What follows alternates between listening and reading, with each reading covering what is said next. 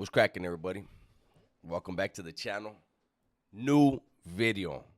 I'm a little under the weather today, but it don't stop, right? And today, for those of you who missed out and never saw this guy before, buckle up. Excuse me. For those of you guys that have, he's back. You thought I was done? He's back. Jaime Morgan Kane. Jaime Morgan Kane makes Bruce Lee, Wes Watson, and all the Sharmutas shiver their timbers. Yes, he does. And let's get right into it. So I met a lot, and so all this time I'm meeting these different people and stuff. Yeah. By the way, this guy, the name of this video is 34 Years in California Prison Part 1, Jaime Morgan Kane, True Crime Podcast. Now, this is true crime, and the stories are being told by a habitual liar. It's unfortunate. Everything I've heard is Sean Atwood is all right. I have a couple of my subscribers say they know him or they've talked to him or something. I don't know. But they say he's cool, but man, I think he turned the comments off. I know for a lot of the stuff with Jaime Morgan Kane, you can't comment on it anymore. And I want you guys to listen. I mean, look at his ink. First of all, this dude has the best stories that you never heard. But and there was a lot of incidents that happened, but it's just going on to these kind of things that I just like I said, it's just with me. Obviously, can you tell he's trying to make something up? Like, okay, what do I talk about next? This guy's he's not asking me a question. I have to make something up. Check him out. I did what I could to help as many people as I could over the time. Yeah. But I ended up becoming good friends with a lot of guys of a lot of races and stuff. Mm-hmm. And I was known to break bread with people of different races publicly. Yeah. I was known to kick it. I had guys I drove iron with, of different races. And so in California. By the way, he did time, I think all of his time in CMC. Before there was ever a protective custody in the California Department of Corrections, there was CMC, and it was very funny style. And he was there. Listen to the names he's going to talk about.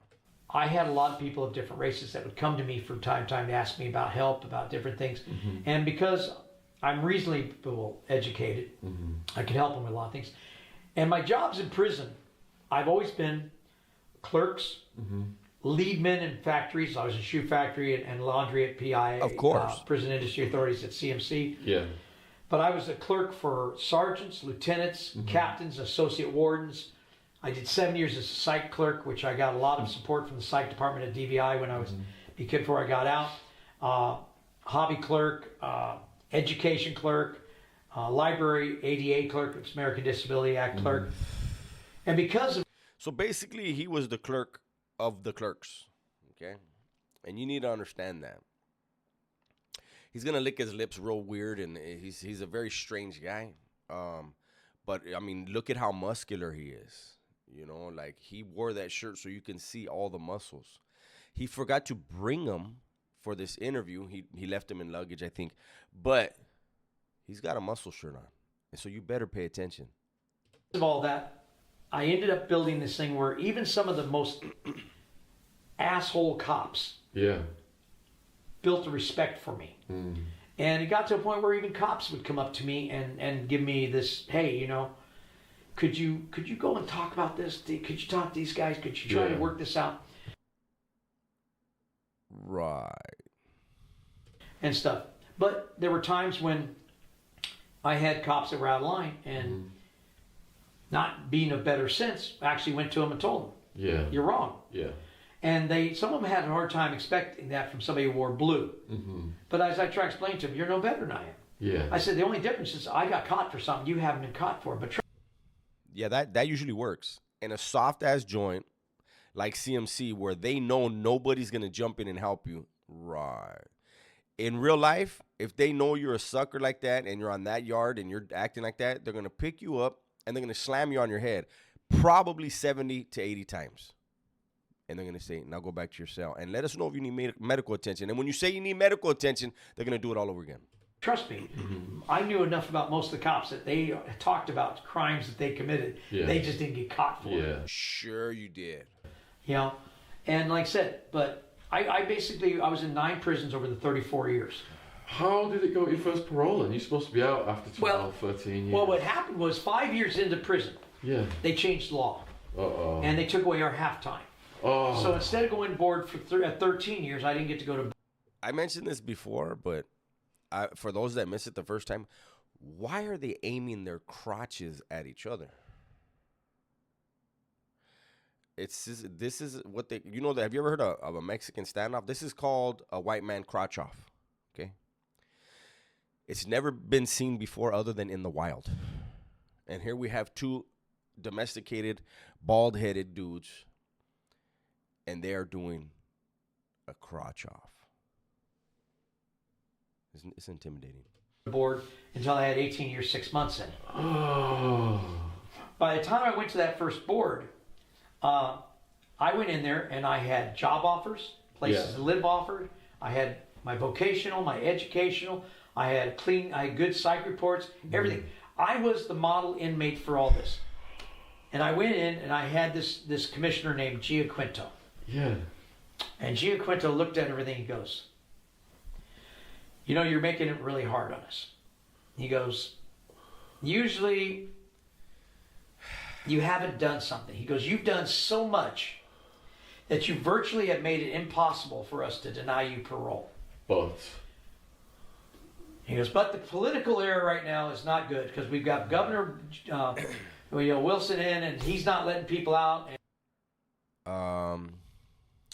Sure. So a commissioner says, on record, these are recorded, that you are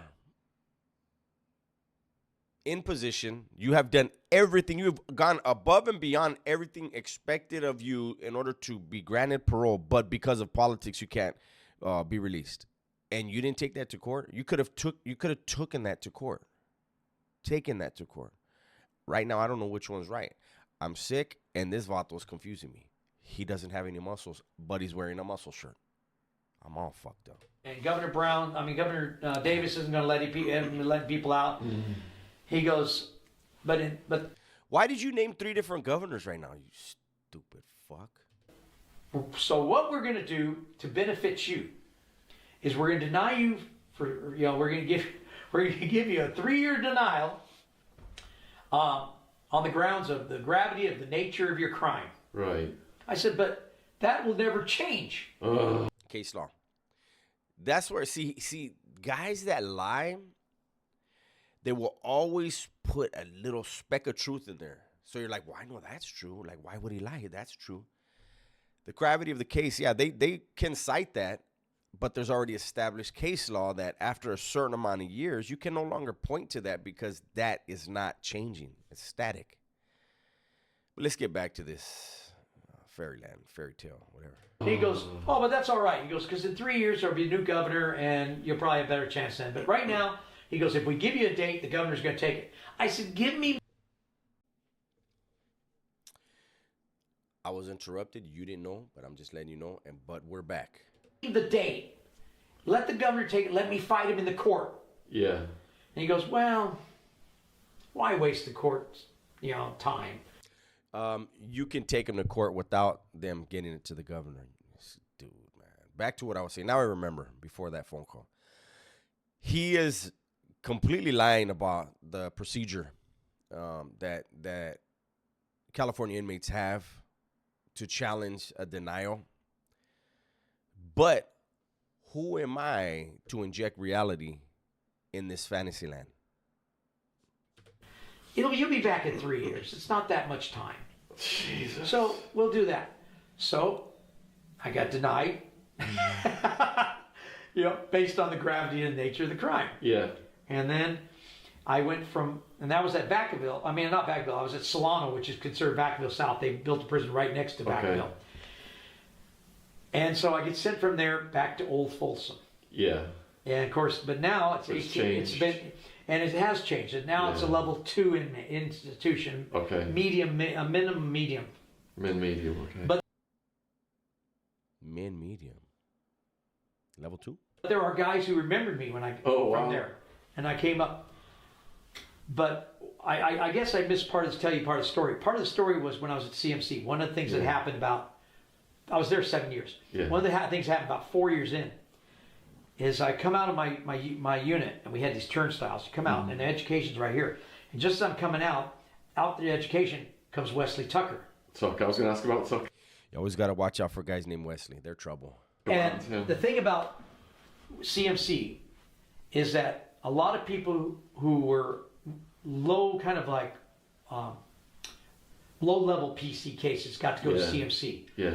And gang dropouts, guys who just told on people, some guys with gambling debts, those kind, as well as certain sex offenders. Right. And so Wesley comes out, he sees me, his eyes get the size of silver dollars, and he shoots off. I don't think anything about it. Yeah. About 2 hours later, the security squad, the S&I, the goon squad, as we called them. This guy. Yeah. Shows up, pulls me up, tells me I'm going to get transferred. And I said, wait a minute, why am I getting transferred somewhere? Well, because Wesley Tucker. I said, well, I don't have anything about him.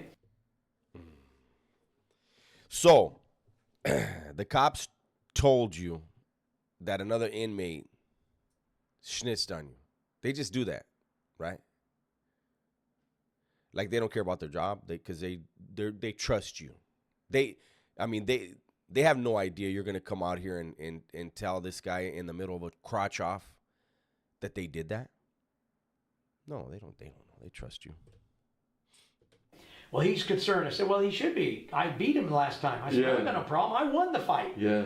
He goes, well, you got to understand, he's now testifying against the Aryan Brotherhood and the Aryan Nation Church. So he's down here. What's that called? Debriefing or something? Yeah, well, he did all that, but he also was going to give up a bunch of people in the Aryan Nation Church who were doing bank robberies to finance their thing. I don't know what that is. And I told him, look, here's my thing. I don't care about him. So they had us sign what's called a Barney Chrono. You know Barney the dinosaur? Yeah. I love you, you love me. So friends, saying basically we would be friends and we'd never hurt each other. Yeah. So they call them Barney Chronos. It's prison. Listen, I did 24 years. I didn't do the 34 he did. I did over 24 years. I've never heard of this shit. There's a such thing as a marriage chrono, but that right there, those are some very trusting officers, because if something happens, that's a hell of a lawsuit. Then again, this guy's, he's the model inmate and everybody's friend. Thing here. So we signed this thing, and I told Wes, look, check it out.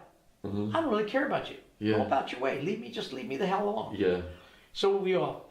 So about 2 months later, a couple more AB guys come down that dropped out and were debriefing. Yeah. Well, he was on B yard. I was on A quad. I was on A quad. He was on B quad. I don't know what that means. Well, these guys get moved over to B quad to be near him because they were telling him all the bad things that people were saying about him after he. They were like, "Oh, we're here together." A few days later, he's supposed to get ready to go testify in the federal court against like 18 people. He's going to testify against. Yeah. The morning they came to get him, they find him stabbed up in his cell because the two ABs who came down had been given permission to be debriefed so they could get down there so they could take care of him. Wow. That's not. You can't do that.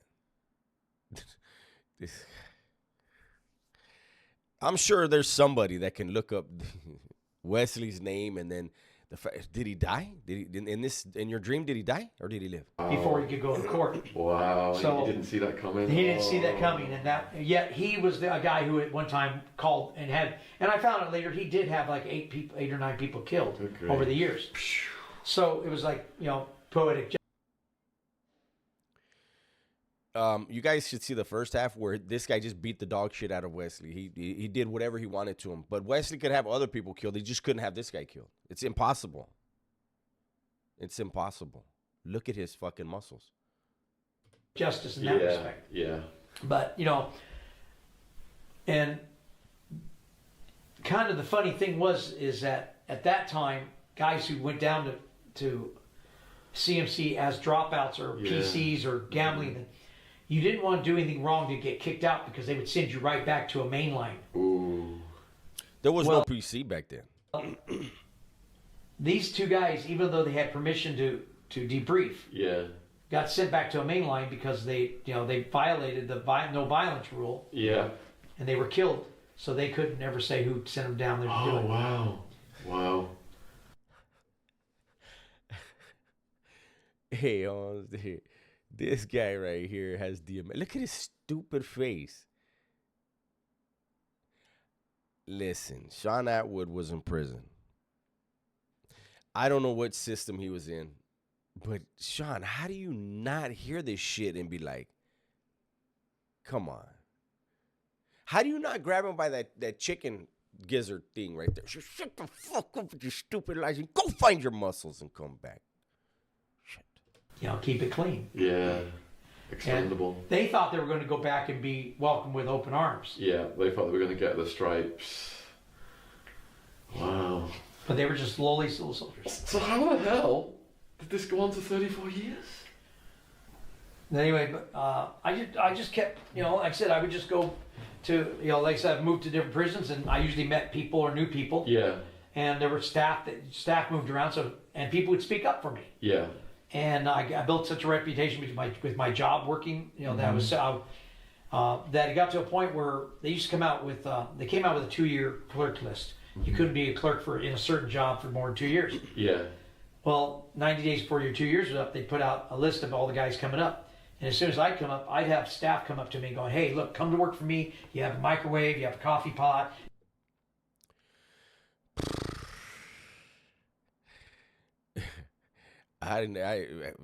We all have hot pots. You can buy those, but accent to a microwave?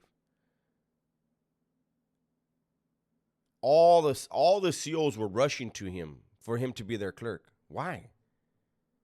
What did he do that another fucking inmate couldn't do? I wonder. You have a refrigerator. You have access to a copy machine. You have access to typewriters. Come work for me. I'll bring you lunch. That type of thing. So it just became a thing.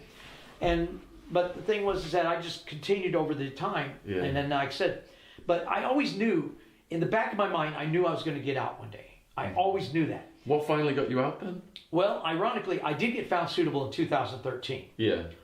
And I had a commissioner that when he... We're not going to do anymore. Look it.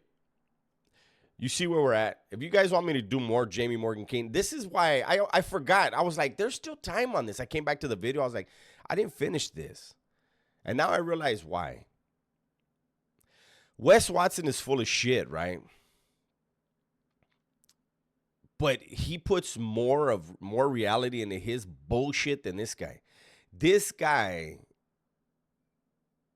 it's amazing how blatant the lies are. And these videos, let's see how many views Sean Atwood got on this video. I'm blind. Where is it? I can't see it. Why can't I see it? Anyways, that's my video for today, man. Hopefully you guys enjoyed it. Everybody, please be safe, be smart, and tell the ones you love that you love them.